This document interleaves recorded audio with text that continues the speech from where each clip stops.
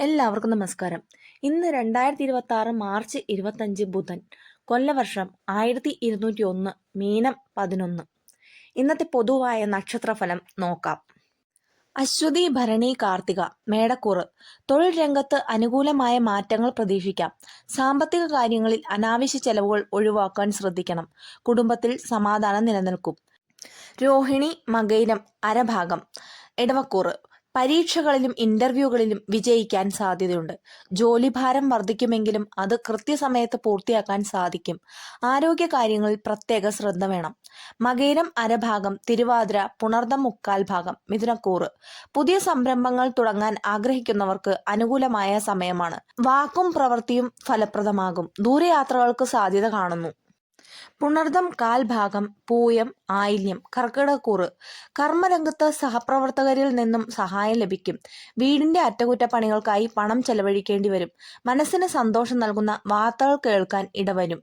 മകം, പൂരം, ഉത്രം കാൽ ഭാഗം. ചിങ്ങക്കൂറ്. അപ്രതീക്ഷിതമായി ചില തടസ്സങ്ങൾ അനുഭവപ്പെടാമെങ്കിലും ആത്മവിശ്വാസത്തോടെ നേരുക. സുഹൃത്തുക്കളുമായി തർക്കങ്ങൾ ഉണ്ടാകാതെ നോക്കണം. സാമ്പത്തിക നില മെച്ചപ്പെടും. ഉത്രം മുക്കാൽ ഭാഗം. അത്തം, ചിത്തിര അരഭാഗം. കന്നിക്കൂറ്. മുടങ്ങിക്കിടന്ന കാര്യങ്ങൾ പുനരാരംഭിക്കാൻ സാധിക്കും.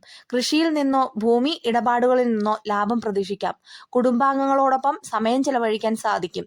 ചിത്തിര അരഭാഗം. ചോതി, വിശാഖം മുക്കാൽ ഭാഗം. തുലാക്കൂറ്.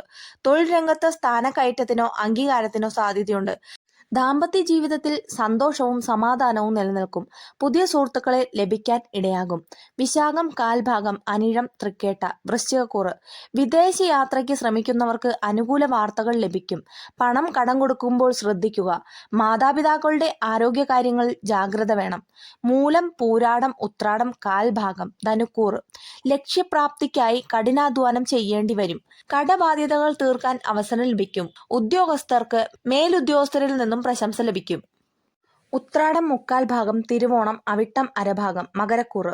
സാമ്പത്തിക നിക്ഷേപങ്ങൾക്ക് അനുകൂലമായ സമയമാണ്.